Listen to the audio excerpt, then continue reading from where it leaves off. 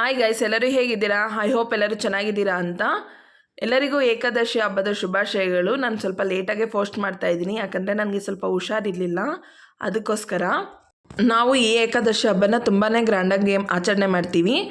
ನನ್ನ ಮಗ ನೋಡಿ, ದಾಸಪ್ಪ ಬಂದಿದ್ದರೆ ಆ ಗಡ್ಗಂಬನ ನೋಡಿಕೊಂಡು ಎಷ್ಟು ಚೆನ್ನಾಗಿ ನಿಂತಿದ್ದಾನೆ. ಅವ್ನಿಗೆ ಸ್ವಲ್ಪ ಪೂಜೆ ಅಂದರೆ ಇಷ್ಟ, ಹಾಗಾಗಿ ಅವನು ತುಂಬ ಕ್ಯೂರಿಯಾಸಿಟಿಯಿಂದ ನೋಡ್ತಾನೆ. ಹಾಗೆ ನಾವು ಈ ಹಬ್ಬದಲ್ಲಿ ದಾಸಂಗ ಎಲ್ಲ ಇಡ್ತೀವಿ, ಹಾಗಾಗಿ ನಮಗೆ ಈ ಹಬ್ಬದಲ್ಲಿ ನಾಮ ಎಲ್ಲ ಇಡ್ತಾರೆ. ನನ್ನ ಮಗ ಮತ್ತು ನನ್ನ ಮಗಳು, ನಮ್ಮ ಮಾವ ಎಷ್ಟು ಚೆನ್ನಾಗಿ ನಾಮ ಎಲ್ಲ ಇಟ್ಸ್ಕೊತಿದ್ದಾರೆ. ಈ ಹಬ್ಬ ವರ್ಷದ ಮೊದಲ ಏಕಾದಶಿ ಹಬ್ಬ, ಅಂದರೆ ತೊಲಿ ಏಕಾದಶಿ ಅಂತ ಕೂಡ ಕರೀತಾರೆ. ಈ ಹಬ್ಬದಲ್ಲಿ ನಾವು ಉಪವಾಸ ಇರ್ತೀವಿ. ಅಂದರೆ ನಮ್ಮ ಮನೆ ದೇವರಿಗೆ ಹೋಗಿ ಅಲ್ಲಿಂದ ತೀರ್ಥದ ಕಾಯಿ ಅಂತ ತೊಗೊಂಡು ಬಂದಾದಮೇಲೆ ಮನೆಯಲ್ಲಿ ಈ ಥರ ಗಡ್ಗಾಂಬಾಗೆಲ್ಲ ಪೂಜೆ ಮಾಡಿ ಉಪವಾಸನ ಬಿಡ್ತೀವಿ. ಅಂದರೆ ಊರಿನ ಜನಕ್ಕೆ ಕರೆದು ಅವ್ರಿಗೆ ಕೂಡ ಊಟ ಇಡ್ತೀವಿ. ಈ ಹಬ್ಬದಲ್ಲಿ ಕಂಪಲ್ಸರಿ ಊಟ ಇಡಬೇಕು ಅಂತ ನಮ್ಮ ಮನೆಯಲ್ಲಿ ರೂಲ್ಸ್ ಇದೆ. ಈ ವರ್ಷ ನಾವು ಸ್ವಲ್ಪ ಲೇಟಾಗೆ ಬಂದ್ವಿ. ನನಗೆ ಸ್ವಲ್ಪ ಹುಷಾರಿರಲಿಲ್ಲ ಅಂತ ನಾನು ಲೇಟಾಗಿ ಬಂದೆ. ಹಾಗಾಗಿ ಈ ಸರಿ ಎಲ್ಲ ನಮ್ಮ ಅತ್ತೆನೇ ಮಾಡಿದರು. ನಮ್ಮ ಮಾವ ಮನೆ ದೇವ್ರಿಗೆ ಹೋಗಿ ಬಂದಿದ್ದರು. ನನ್ನ ಮಗ ನೋಡಿ, ನಾಮ ಇಟ್ಕೊಂಡು ಎಷ್ಟು ಕ್ಯೂಟಾಗಿ ಕಾಣಿಸ್ತಿದ್ದಾನೆ ಅಂತ.